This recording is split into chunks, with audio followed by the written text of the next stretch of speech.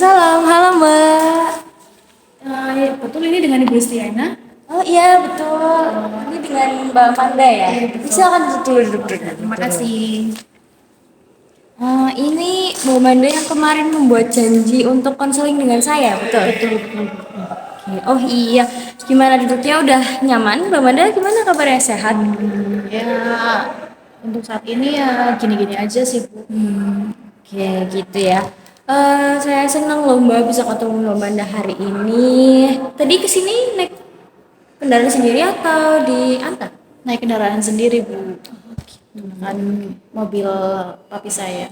Oke, baik. Rumahnya jauh kan, Mbak?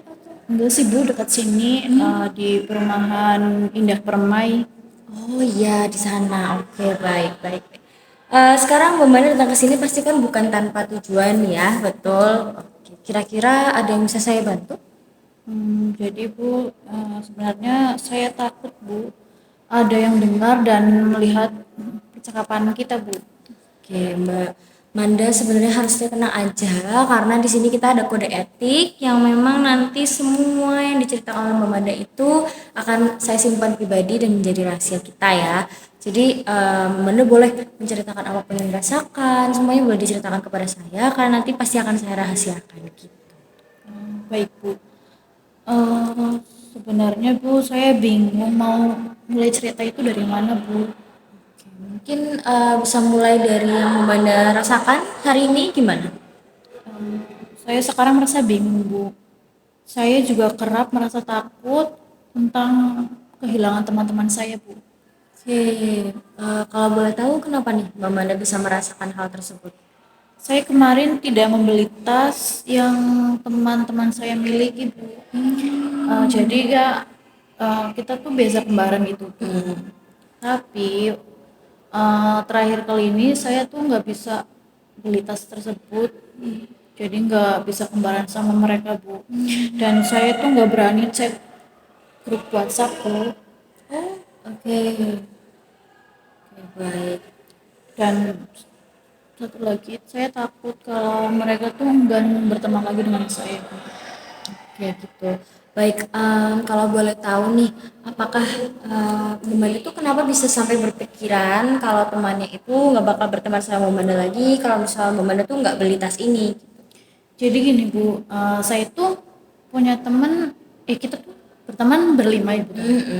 Terus saya termasuk yang kelima tersebut, Ibu. Terus kita tuh biasa beli barang itu samaan gitu, kembaran, Bu. Tapi eh, yang terakhir ini saya tuh nggak bisa beli barang tersebut, Bu.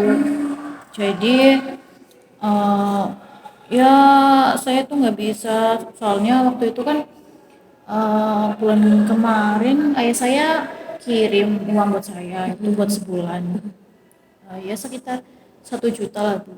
Tapi saya gunain buat beli 2 tas, 1 sepatu gitu, Bu. Sekarang ini udah habis, Bu. Saya nggak bisa beli tas yang kembaran sama mereka. Saya takut, Bu, mereka benci saya nggak ditemani lagi oleh mereka, Bu. Oke, oke, oke. Berarti kan ini bisa dihitung masih awal bulan ya. Berarti uang dari orang tua Mbak sendiri yang itu udah masih atau udah habis? Udah habis, Bu. Sebenarnya saya juga terjerat pinjol, Bu. Cuma tuh saya pinjol karena kan saya biar bisa tetap beli barang yang saya suka dan kayak teman-teman saya, Bu, biar tetap bisa berteman lagi dengan teman-teman saya. Gitu ya. Baik, berarti di sini Mbak Manda sendiri itu orangnya memang suka belanja dan mengikuti gaya hidup dari teman-temannya ya. Sampai kamu sendiri itu mengorbankan uang jajanmu yang itu untuk living cost kamu, tapi malah kamu gunakan. Terus juga kamu juga sampai terjerat pinjol kayak gitu, betul? Iya, Bu, betul, Bu. Jadi di sini kamu melakukan itu karena takut temanmu itu membencimu. Iya, Bu, saya takut kalau mereka tuh nggak mau teman lagi sama saya, Bu. Baik, saya sendiri paham ya yang dirasakan karena memang ketakutan untuk tidak ditemani itu memang jelas ada dan itu merupakan hal yang wajar. Tapi di sini kita bisa lihat kalau itu pemikiran dari Manda sendiri ya. Nah, Sekarang mungkin saya akan bantu agar pikiran dari Mbak Manda ini bisa lebih nyaman dan tidak takut lagi. Apakah boleh? Boleh Bu. Oke, jadi kita akan mulai ya. Kita akan cari solusinya sama-sama, sama Manda juga. Jadi sebelumnya saya mau menjelaskan suatu teknik yang dikenal suatu teknik dalam konseling itu adalah teknik asertif adaptif. Itu teknik yang merubah pemikiran Manda yang tadi itunya irasional atau tidak wajar atau pemikiran yang tidak logis, kemudian kita akan ubah pemikiran itu menjadi pemikiran yang lebih logis dan lebih wajar. Selain itu juga teknik ini itu merupakan latihan yang mendorong Manda untuk lebih membiasakan diri ke perilaku yang Manda inginkan gitu. Apakah Manda siap? Saya siap. Oke, jadi kita simpulkan dulu tadi ya. Jadi tadi kamu itu berpikiran bahwa kamu itu tidak akan kamu akan dibenci oleh teman-temanmu jika kamu itu tidak mengikuti gaya hidup mereka dan kamu tidak apa ya memiliki teman lain sampai kamu tuh merelakan uang jajanmu sendiri kemudian sampai kamu terjilat dengan pinjol. Betul? Itu yang kamu pikirkan? Iya betul Bu. Saya berpikiran saya akan dibenci kalau saya tidak mengikuti gaya hidup mereka Bu. Saya paham betul ya. Memang rasa keinginan untuk dianggap oleh teman-teman itu memang penting dan kadang kalau kamu tidak dianggap atau kamu tidak ditemani itu pasti akan sedih ya. Itu memang hal yang wajar kok. Jadi berteman itu kan konsepnya adalah saling membutuhkan, saling membantu dan lain sebagainya ya Manda. Jadi kalau misal kamu tuh berpikir sebaliknya gitu, kamu berteman dengan temanmu itu malah bikin kamu merasa tersaingi, merasa kamu sedang berlomba-lomba dengan melihat gaya hidup temanmu yang membeli tas branded, membeli sepatu-sepatu branded, lain sebagainya. Itu termasuk dalam kehidupan yang hedonisme. Jadi itu adalah kehidupan yang kamu itu hanya fokus mencari kesenangan saja, berupa dengan memberikan barang-barang dan lain sebagainya. Nah, setelah saya tadi menyebutkan terkait hedonisme yang mencari kesenangan itu, saat Manda berteman dengan Manda yang sekarang, yang bisa dibilang hidupnya itu hedonis, itu kira-kira Manda itu malah senang atau malah tertekan? Jujur saya tertekan Bu karena mengikuti gaya hidup mereka. Tapi saya nggak mau Bu, kayak nanti pasti saya tuh bakal dijauhin Bu. Mereka mengira ya saya tuh ya orang berada Bu. Oke, gitu ya. Memang kadang kita tuh selalu memikirkan penilaian orang lain ya. Padahal penilaian orang lain itu adalah suatu hal yang di luar kendalinya kita Manda. Jadi hal-hal kayak gitu itu sebaiknya itu memang dikurangi untuk difikirkan. Jadi kita tuh hanya boleh bisa kayak memikirkan hal-hal yang memang bisa kita kendalikan. Contohnya adalah dirinya Manda sendiri gitu. Nah, di sini berarti Manda sendiri juga harus memahami kalau setiap orang itu ada di level yang berbeda, ada di tingkat yang berbeda. Bukan maksudnya adalah hal yang negatif ya, tapi di sini Allah itu kan sudah menuliskan skenario terbaiknya untuk kehidupan masing-masing hambanya. Jadi kalau saya boleh bilang di sini seharusnya kamu lebih fokus untuk memikirkan apa yang memang bisa kamu kendalikan saja, yang pasti sudah ditakar oleh Allah kayak gitu. Kalau kamu memikirkan hal-hal yang tidak bisa dikendalikan kayak gitu malah akan membuat kamu lelah kayak gitu. Iya Bu, saya takut nggak ada yang mau berteman dengan saya Bu.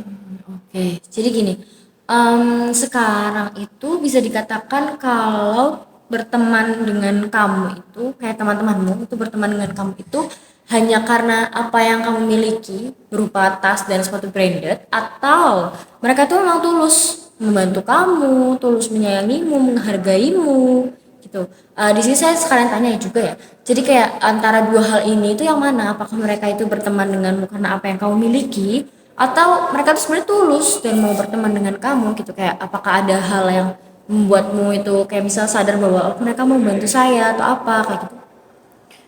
Terkadang Bu, kita sih memang saling membantu ya Bu, saling support ketika ada masalah gitu. Dan mereka kerap membelikan saya makan saat saya nggak punya uang gitu Bu. Dan mereka sih nggak pernah nagih ya tentang uang tersebut. Oke. Nah, di sini kita berarti bisa lihat ya bahwa temanmu itu emang benar-benar menyayangi kamu kan. Berarti mereka tuh emang mau bantuin kamu, tapi di sini kamu itu berpikiran bahwa mereka tuh berteman dengan apa yang kamu miliki. Padahal itu tuh tidak seperti itu ya, Amanda. Dengan mereka membantu kamu, mereka memberikan sesuatu tanpa perhitungan, itu adalah suatu tanda bahwa mereka ya emang mau berteman dengan kamu karena itu kamu, bukan hal yang memang kamu miliki kayak gitu. Tapi Bu, kadang saya nggak enak Bu kalau saya nggak ngikutin gaya mereka Bu. Apa yang mereka miliki, dan pikiran saya bukan dari bagian dari mereka lagi Bu. Oke gitu. Oke, saya paham sih. Eh, Memang terkadang tuh semua teman itu pengen ada di taraf yang sama ya, dan kayak ya pengen di level yang sama juga. Sebelumnya saya mau bertanya juga nih, apakah mereka pernah meminta Manda untuk membeli barang-barang yang sama dengan mereka? Sebenarnya sih enggak ya Bu. Kadang mereka menaruhkan saya meminjamkan beberapa barang yang saya perlukan se- secara cuma-cuma. Oh gitu ya. Oke, kita dapat nih poinnya di sini. Jadi dapat diketahui bahwa teman-temanmu itu memang tulus sama kamu. Mereka tuh mau berteman dengan kamu bukan karena apa yang kamu miliki dengan tas atau sepatu brandedmu itu, tapi mereka itu ingin apa ya, kayak berteman dengan kamu, dengan Manda gitu, bukan dengan hal yang lain-lainnya. Dan saya juga paham kamu memang ingin sama dengan teman-temanmu, tapi di sini kita harus belajar untuk mengkontrol diri kita sendiri ya. Jadi seperti yang saya katakan tadi, kita harus mencoba mengendalikan apa yang kita kendalikan, yang bisa kita kendalikan. Contohnya adalah diri kita sendiri. Jadi kalau di sini itu Manda itu harus sadar bahwa mana hal yang memang bisa dicapai dan mana hal yang belum bisa dicapai gitu. Karena eh, di dunia ini kan memang pilihan ya. Jadi kalau kita harus memilih hidup dengan sederhana juga bukan pilihan yang salah gitu. Dan kalau kita hidup dengan apa adanya kita dan kita jujur dengan diri kita, tidak berpikiran apapun dan tidak berusaha berlomba-lomba dengan siapapun, dengan fokus pada diri kita dan orang-orang yang kita sayang, itu malah lebih worth it gitu untuk hidup kayak gitu. Ya Bu, baik, saya paham. Saya mulai menyadari ya Bu bahwa saya terlalu membawa jauh diri saya sampai saya itu lupa sebenarnya teman-teman saya itu adalah orang yang tulus, orang yang mau berteman dengan saya tanpa melihat dengan barang-barang tersebut. Iya, betul sekali. Saya senang loh Manda bisa menangkap poin kita kali ini ya. Nah, sekarang kamu bisa coba berpikir bahwa kehidupan yang sederhana, menjadi dirinya kamu sendiri, dan hal-hal yang kecil-kecil lainnya itu lebih menyenangkan. Seperti memilah dan memilih mana yang memang perlu kamu beli, mana yang memang kamu butuhkan, dan mana yang memang hanya keinginanmu saja, kayak gitu. Nah, kadang itu Bu, saya itu apa ya, masih suka berbelanja gitu Bu, menghabiskan uang demi kesenangan saya sendiri gitu Bu. Saya juga bingung bagaimana saya bisa mengontrol diri saya tentang ya perilaku saya yang suka berbelanja, suka nongkrong-nongkrong kafe gitu. Oke, saya paham betul. Memang kadang perubahan yang besar itu memang perlu usaha yang besar juga ya Manda ya. Dan waktunya juga bukan main-main kalau mau soal berubah perilaku ini gitu. Jadi di sini kita bakal coba nih, namanya adalah self management. Itu adalah suatu teknik dalam konseling juga, atau manajemen diri. Jadi di sini tekniknya itu kamu akan latihan untuk bisa melakukan kontrol kepada diri kamu sendiri, dan itu nanti terdiri dari tugas-tugas pribadi yang akan kamu susun sendiri. Nanti pasti bakal sesuai dengan takaranmu gitu kan, karena kamu susun sendiri. Dan ini tujuannya itu akan sesuai dengan apa yang kamu inginkan. Nah, selanjutnya kita akan menjelaskan tentang self management ini. Apakah kamu siap? Baik Bu, saya siap. Oke. Jadi self management ini Manda adalah teknik yang memiliki beberapa langkah-langkah gitu yang memang harus kamu ikuti. Jadi di antara itu yang pertama itu kita akan melakukan secara bersama ya, menentukan tujuannya. Tujuan kamu melakukan teknik ini itu apa? Kemudian tujuan itu misalnya kayak perilaku yang kamu inginkan, ya kan? Seperti yang tadi itu. Kemudian yang kedua itu kamu menerjemahkan tujuan kamu tadi, gitu. Jadi antara dua pilihan ya self management ini, ada self strategy dan juga self monitoring. Jadi nanti kita akan pakai ke self monitoring, yaitu pemantauan diri. Nah, selanjutnya kamu akan mengidentifikasi, kemudian mencatat sasaran perilaku yang ingin kamu ubah tuh apa aja gitu. Nah, langkah selanjutnya itu kita akan membuat rencana perubahan nih. Rencana perubahan di sini itu akan diminta tahap-tahapnya. Jadi tahap-tahap yang kamu lakukan untuk mencapai perilaku yang ingin kamu capai itu. Nah, langkah terakhir kita akan melakukan evaluasi, di mana di sini kita akan melihat nih sejauh mana self management itu sudah kamu lakukan dengan baik. Jadi di sini saya ada kertas ya. Nah, di sini coba silahkan kamu tuliskan perubahan perilaku yang kamu inginkan gitu ya. Oke, coba dulu ya. Berarti ini saya menulis perilaku yang ingin saya ubah gitu, Bu. Betul. Kalau misal saya kasih waktu sekitar 15 menit cukup nggak? Cukup, Bu. Ya, oke. Dimulai, silakan. Oke, Bu.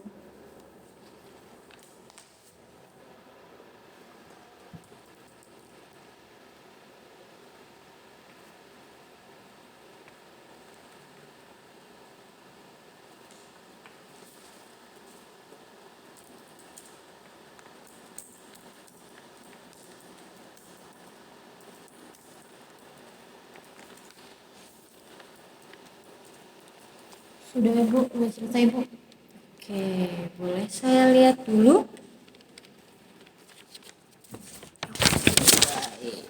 Oke,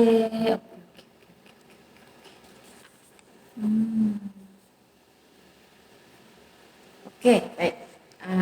Saya kembalikan lagi ya. Oke, sekarang saya mau izin tanya nih sama Mbak Manda nih. Kalau boleh tahu perilaku yang dituliskan yang ingin diubah itu apa aja? Coba. Jadi saya tuh tidak mau berperilaku hedonisme lagi dan saya tidak mau sampai saya pinjol lagi, Bu, dan saya mau menahan diri agar tidak berbelanja yang berlebihan dan akan berbelanja sesuai dengan kebutuhan saya. Baik, keren sekali loh Manda udah bisa menyusun dengan baik dan itu benar-benar hasil perilaku yang luar biasa juga. Nah, mungkin kamu bisa mulai dari langkah-langkah kecil ya, kayak bisa menahan diri nih, melihat barang-barang atau sepatu-sepatu bagus itu kan kamu bisa memilah dan memilih lah itu yang dibutuhkan atau enggak kayak gitu. Kalau misal emang dikira itu belum dibutuhkan, itu bisa kamu tunda dulu kayak gitu ya, untuk membeli barang-barang yang memang prioritas harus dibutuhkan kayak gitu. Dan coba untuk memprioritaskan hal-hal yang memang kamu butuhkan seperti yang tadi saya bilang dan bukan hal-hal yang memang kamu inginkan. Nah, itu misal bisa kamu mulai list gitu kayak belanjanya mau apa dulu nih kayak gitu. Misal kayak kamu ke supermarket, kamu mau belanja atau kamu mau ada belanja baju atau apa itu kamu coba list dulu baju yang memang kamu butuhkan atau belanjaan yang kamu butuhkan agar nanti itu pas belanja kamu bisa tetap terkontrol kayak gitu. Oh, gitu. Ya, Bu. Baik, terima kasih, Bu.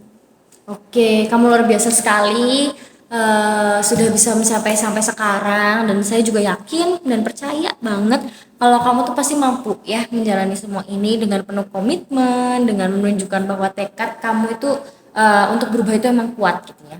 Dan ingat juga bahwa proses ini tuh memang proses yang nggak mudah ya, tapi kamu nggak sendirian, kita akan tetap bekerja sama, kita saling mendukung dan memastikan kalau kamu tuh tetap bisa mencapai tujuan yang kamu inginkan gitu ya. Iya, Bu. Baik, Bu. Terima kasih ya, Bu. Oke, baik. Sebelum kita akhiri sesi ini, apakah ada pertanyaan atau apa yang belum kamu sampaikan? Untuk kali ini sih saya cukup, Bu. Oke, kalau soal tekniknya tadi tentang asertif adaptif ataupun tentang manajemen diri, ada yang pengen kamu tanyain belum nggak? Udah sih, Bu. Udah cukup. Oke, baik. Saya rasa kita telah melalui banyak hal hari ini, luar biasa sekali dari diskusi kita tadi ya. Kita sudah menyepakati beberapa langkah yang membantu kamu untuk bisa mengatur diri kamu sendiri ya, Manda. Dengan menyusun self monitoring tadi, kemudian langkah-langkah yang kamu lalui juga kamu susun sendiri dan saya juga senang banget karena kamu udah mau terbuka sama saya dan udah mau komitmen dengan perubahan ini. Jadi sebagai kesimpulan ya, tadi kita sudah membahas bahwa perubahan pemikiran dari pemikiran tidak logis ke pemikiran yang lebih logis itu dan juga teknik manajemen yang sudah kamu lalui itu adalah suatu langkah yang amat penting ya agar kamu tuh bisa mulai menata diri kamu dan juga lingkungan kamu agar kamu itu bisa berjalan lebih baik lagi dan lebih better lagi dari sebelumnya. Dan ingat juga ini adalah proses yang memerlukan latihan dan juga konsistensi ya Bunda. Jadi tidak ada yang sempurna, tapi dengan komitmen dan konsistensi serta kesungguhan yang kamu lakukan, saya yakin pasti kamu akan berhasil dan mencapai perilaku yang tadi kamu tuliskan itu, ya. Iya, Bu.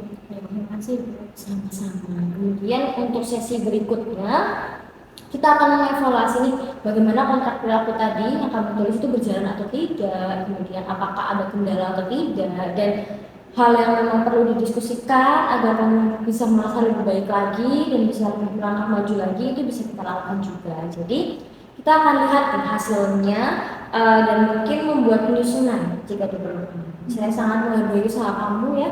Kamu keren banget, udah bisa yakin untuk mencapai tujuan yang kamu tetapkan. Jadi sampai bertemu di sisi berikutnya ya. Dan semoga segala rencana yang tadi kamu rencanakan itu berjalan dengan baik. Sebelumnya terima kasih atas kerjasama yang baik hari ini ya namanya. Iya Bu, terima kasih Bu atas ya ya cari bunda nggak bisa ini Bu. Semoga masalah yang saya hadapi juga segera diselesaikan oleh saya dan mohon bimbingannya ya Bu untuk ke depan.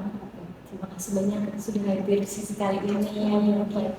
Dulu saya pamit dulu ya Bu. Ya, terima kasih hati-hati pulangnya. Terima kasih banyak ya. Terima kasih.